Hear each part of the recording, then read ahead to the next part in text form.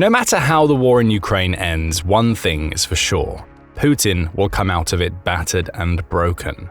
Reports from August 5, 2024 state the country has lost 579,490 troops in Ukraine since the beginning of its full-scale invasion. Tens of thousands of vehicles, weapons, and resources have also been sacrificed. Russia's economy has been damaged beyond repair, and most importantly, the carefully constructed image of a resurgent superpower has irrevocably shattered, exposing Russia as a shell of its former self.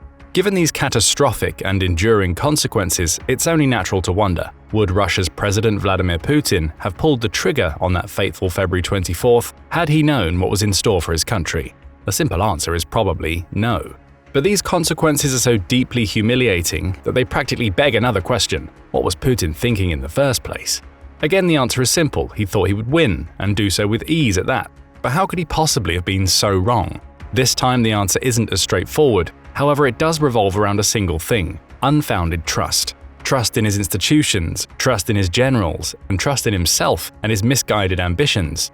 Those are the three big mistakes Putin made. He trusted all the wrong people.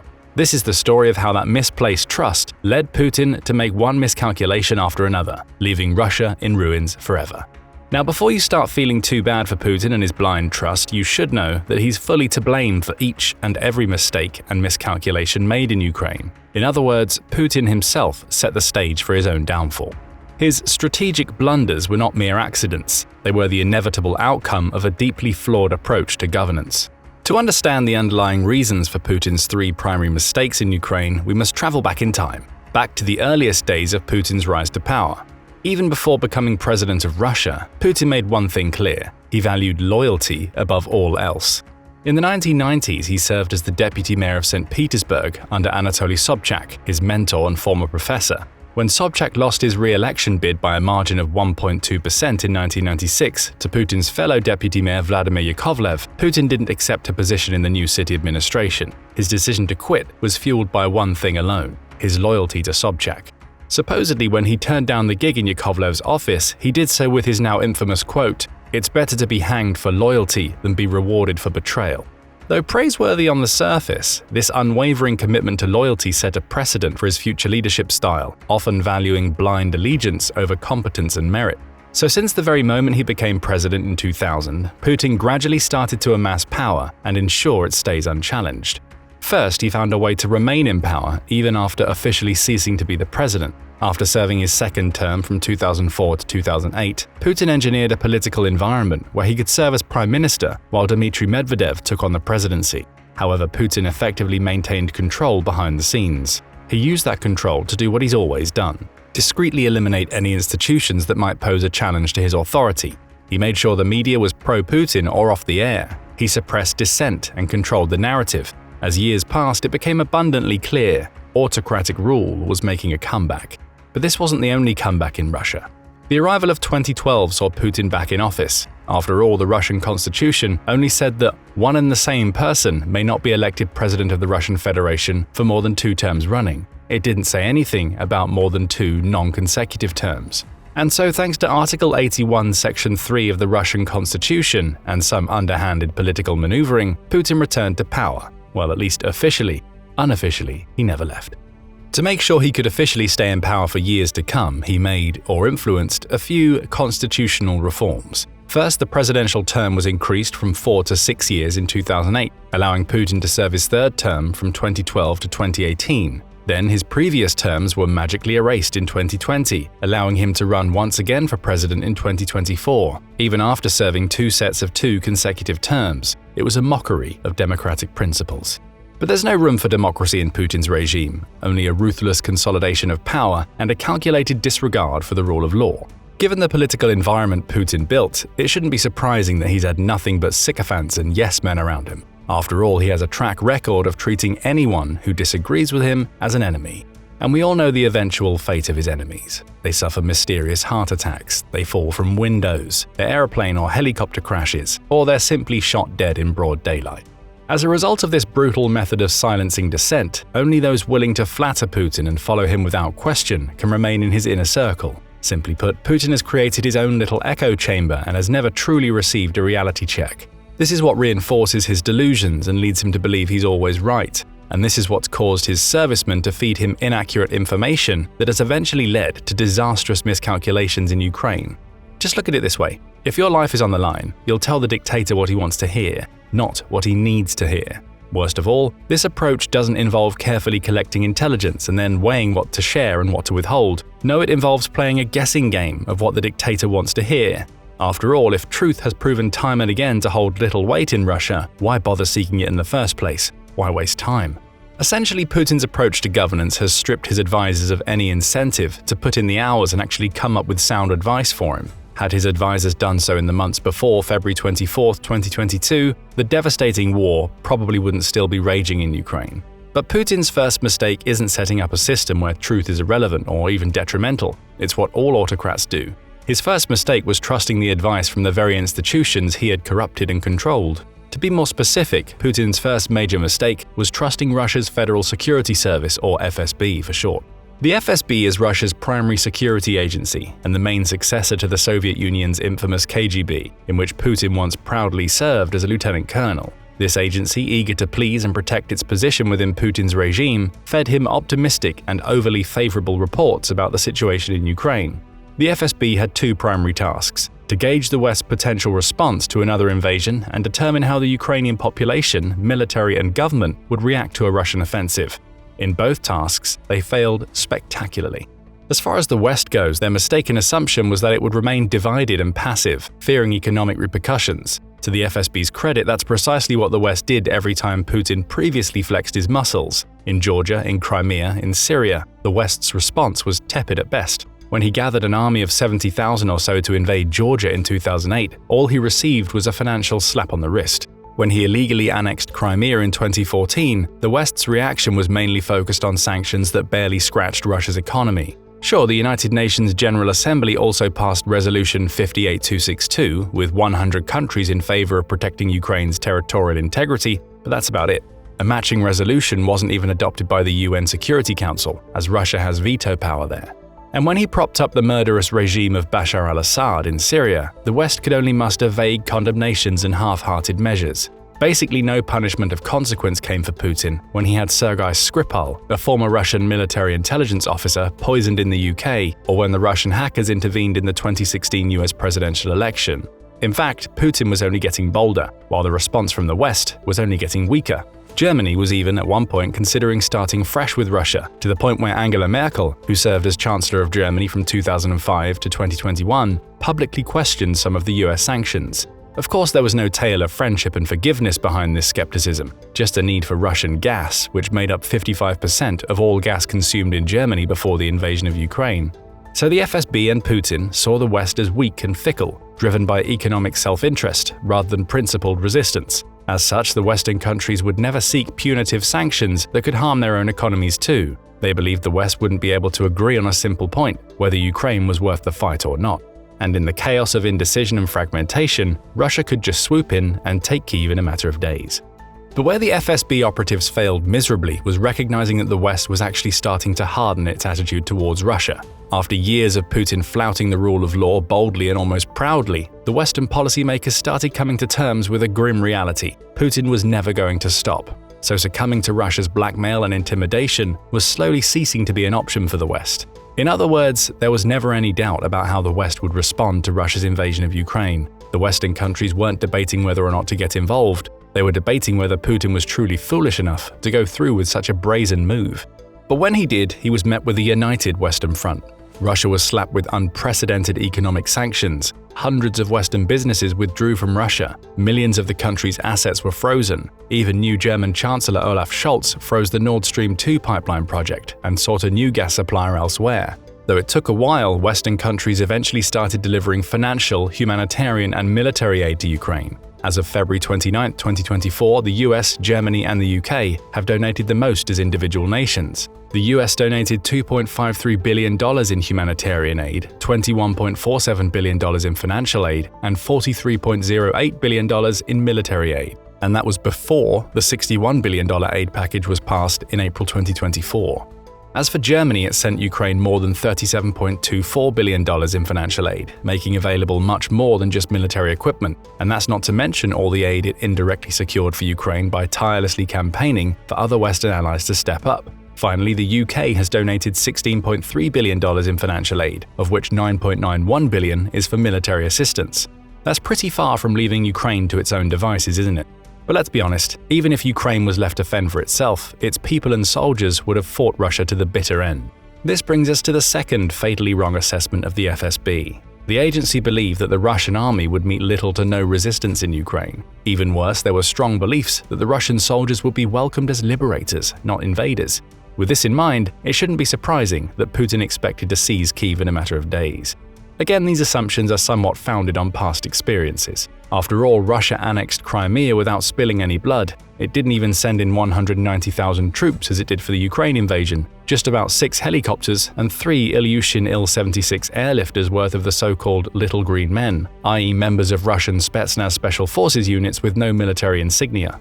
But if the FSB had actually done its job, it would have realized that Ukraine in 2022 was not Crimea in 2014. We aren't talking about a peninsula filled with apathetic or pro-Russian sentiments.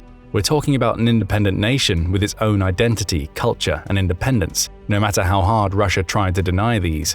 Just because some Ukrainians shared Russia's antagonism toward the West didn't make them pro-Russian. The same goes for expressing nostalgia for the Soviet era. According to a poll conducted in April 2014 by the Kyiv International Institute for Sociology, as many as 70% of Ukrainians from the southeastern provinces targeted by Russia were against a unification with Russia. So no, Ukraine didn't welcome the Russian troops with open arms and flowers. It welcomed them with bullets, with fierce resistance, unwavering patriotism, and a determined fight for its sovereignty, a fight that the Russian invaders were utterly unprepared for. Besides misjudging the Ukrainian people and underestimating their resistance, the FSB also underestimated Ukraine's President Volodymyr Zelensky. If it was up to Zelensky's predecessors Petro Poroshenko and Viktor Yanukovych, Putin might have just been able to walk in and seize Kyiv. But Zelensky, who the FSB pegged as a weak link and saw as an actor, not a politician, proved to be anything but a pushover. While Zelensky might not be perfect, he certainly rose to the occasion. This democratically elected leader didn't flee the country as the FSB believed he would. Instead, he stayed in Kyiv, often sharing messages of defiance and unity, rallying the Ukrainian people and fortifying their resolve. "We are here, we are in Kyiv, we are defending Ukraine," was one of these messages, a sentiment that the FSB never saw coming. But remember, Putin was the one to set this catastrophic misjudgment in motion. He has made the FSB what it is today, a toxic echo chamber of incompetence. So he got exactly the FSB he deserved and the intelligence he deserved, flawed, delusional, and disastrously misleading. The same goes for the information he received from his high-ranking military officials. This brings us to Putin's second major mistake, trusting his generals, who were no less adept at feeding him false assurances and wishful thinking. From the military perspective, Putin was assured that the invasion of Ukraine would be a walk in the park. After all, that's how the potential war in Ukraine looked on paper. In one corner you had the mighty Russian military, believed to be the second strongest in the world, a vast force equipped with modern weaponry, overwhelming numbers, and a reputation for brute strength. In the other corner, there was Ukraine, a country with a significantly smaller and less well-equipped military, plagued by outdated technology and years of underfunding. Just a comparison of the numbers alone should show why Russia looked a clear winner on paper. In 2021, Ukraine spent $4.7 billion on defense. Russia, on the other hand, spent almost tenfold, $45.8 billion. Ukraine had about 196,000 active duty troops and 900,000 reservists. Russia also had 900,000 soldiers, but they were the active duty ones, while their reserves boasted a staggering 2 million people. When marching into Ukraine, Russia sent about 190,000 troops, almost as many as Ukraine had in total. The situation wasn't any different in the equipment department. Ukraine had 3,309 armored fighting vehicles. Russia had 15,857. Ukraine operated 132 aircraft, Russia with 1,391. Ukraine had no submarines, and Russia owned 49. But as the battle for Ukraine began, it became clear that Putin's generals made two blunders. They overestimated the Russian forces and underestimated the Ukrainian ones. For starters, Ukraine wasn't the only battle Russia was fighting or having a standoff with at the time. There were also the Baltic states, Finland, the US, and NATO in general. So it wasn't like the country could deploy all its available troops and equipment to Ukraine. In contrast, Ukraine's sole focus was Russia, so it came at it in full force. Tens of thousands of Ukrainians of all ages mobilized almost instantly, queuing for hours to join their local defense units. As it turned out, the army that Russia saw as weak and disorganized was actually a collection of heroes ready to defend their homeland with unprecedented unity. Fleeing or surrendering was never an option, and yet that's precisely what Putin was told the Ukrainian soldiers would do in a matter of days, if not hours. But the problem wasn't just that the Ukrainian military turned out to be much stronger than anticipated. It was also that the Russian military turned out to be a far cry from the supposed second strongest military in the world. Faced with unexpected resistance and plagued by internal issues, the Russian military lost at least half its professional army in the first 6 months of the war in Ukraine. These numbers included some of the most elite soldiers and officers, as well as advanced weaponry and equipment. It seems that years of relentless propaganda, extravagant military parades, and rosy forecasts from his generals misled Putin into believing his nation had a world-class military capable of engaging and prevailing in any continental conflict. The actual performance of the Russian military on the Ukrainian battlefield painted an entirely different picture. As the US Secretary of State Antony Blinken put it, the Kremlin often claimed it had the second strongest military in the world, and many believed it. Today, many see Russia's military as the second strongest in Ukraine. Again, to be fair, these realizations came later, even for the most seasoned Western intelligence officers. Although US intelligence correctly estimated that the invasion was going to happen, it initially underestimated the scale of the Ukrainian resistance and the Russian military's inefficiencies. Simply put, US intelligence also believed that Kyiv would collapse swiftly. But the US intelligence officers were mistaken, as was Putin and his collection of sycophants. But even if we take Putin's lapdogs out of the equation, chances are the Russian president would still repeat many of the same mistakes. Why? Because he would let himself be blinded by his misguided beliefs and unfounded ambition. And that was Putin's third major mistake, his overconfidence in his infallibility and his catastrophic overreach. But let's pump the brakes for a second. Putin hasn't gotten where he is by making purely reckless decisions and moves. Before the invasion of Ukraine, he was perceived as a calculating and shrewd strategist, adept at leveraging power and exploiting weaknesses. So what led him down such a disastrous path this time? The answer to this question is multifaceted. First of all, it appears that Putin truly believed that Ukraine was Russian territory, and Ukrainians and Russians were one people, forcefully separated by the fall of the Soviet Union. He saw the separation between Russia and Ukraine as a historical injustice, and he was hell-bent on correcting this injustice at all costs. Worst of all, he has seemingly stuck to his conviction, as even after almost 2 years of conflict, he argued that Russia held a historic claim to Ukraine in his February 2024 interview with the former Fox News host Tucker Carlson. He also believed in his heart of hearts that the West was the true architect of this supposed division. To justify his actions, Putin propagated the idea that NATO's alleged expansion into Eastern Europe was the catalyst for his aggressive stance, blaming the West for forcing his hand and exacerbating the situation. In his eyes, he had no other option but to invade Ukraine or launch a special military operation as he saw it. Otherwise, Ukraine would have applied for NATO membership, as encouraged by the US, and the rest of Russia's European neighbors were likely to follow suit. Since he saw NATO's expansion as an existential threat to Russia, he had to act to ensure the survival and security of the Russian state and people and prevent a strategic encirclement. Paradoxically, it's precisely Putin's actions that ended up pushing Finland and Sweden, traditionally neutral countries, to join NATO on April 4, 2023 and March 7, 2024 respectively. So in trying to secure Russia's sphere of influence, Putin's invasion of Ukraine only accelerated the very outcomes he sought to avoid. Of course, many Western commentators see pointing the finger at NATO expansion as nothing but an excuse for his atrocious actions. In reality, Putin was fueled by a desire to restore Russia's superpower status and secure his legacy. That's the relentless ambition that blinded him to the realities staring him right in the face. To achieve these goals, Putin was seemingly ready to fight the entire West, not just Ukraine. He wanted to be revered in history books as the man who succeeded in restoring Russia's grandeur, defying Western dominance, and rewriting the global order. As Professor Brian Taylor, a Russian politics expert, put it, Putin saw himself as a great historic Russian leader restoring Russian lands. Throw his overwhelming public support and lack of blowback into the mix, and it becomes clear why Putin was so audacious. He was intoxicated by the belief that he was on the verge of a historic triumph. And let's remember, Russian success in Ukraine seemed more than plausible to everyone, not just Putin, so he wasn't entirely off base. He also seemed to believe that the timing for the invasion was just right. Zelensky's approval rating might have soared after the Russian invasion, but in 2021 it hit a record low. Only 12% of Ukrainians strongly approved of Zelensky's actions, which led Putin to believe the Ukrainian elite would likely unite against their president. In the same year, the Biden administration decided to withdraw the US troops from Afghanistan, an event that severely impacted global perceptions of American resolve and stability. Germany and the UK also got new leaders, as Olaf Scholz succeeded Angela Merkel as Chancellor of Germany, and Liz Truss briefly replaced Boris Johnson as Prime Minister of the UK back in September 2022. Meanwhile, French President Emmanuel Macron was under a lot of pressure due to domestic issues and a highly contentious presidential election. In all this chaos, Putin saw his chance to strike and avoid facing a united Western front. But just like the FSB, he was wrong. Due to his isolation during the COVID-19 pandemic and his rumored illness, Putin wasn't able to verify most of his beliefs and the FSB's claims. He also failed to see how weak his military truly was. Before the pandemic, he would often oversee military exercises and visit various facilities. He would travel often, engaging directly with military leaders and receiving first-hand updates on operational readiness. But as the pandemic took hold, his mobility was restricted and his reliance on remote briefings and filtered reports grew.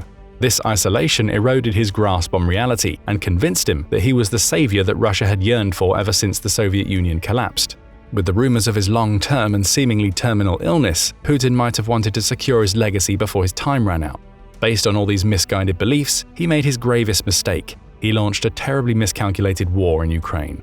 All of Putin's three major mistakes created the perfect storm that managed to reshape the global order, but not in the way that Putin had anticipated. The very institutions, tactics, and beliefs that kept him in power for over 20 years were now his undoing. But what do you think? Which of Putin's mistakes was the gravest, and which misguided belief cost him the most? Leave your opinions in the comments section below. Now go and check out Putin is Finished, as losses in Ukraine destroy his grip on power, or click this other video instead.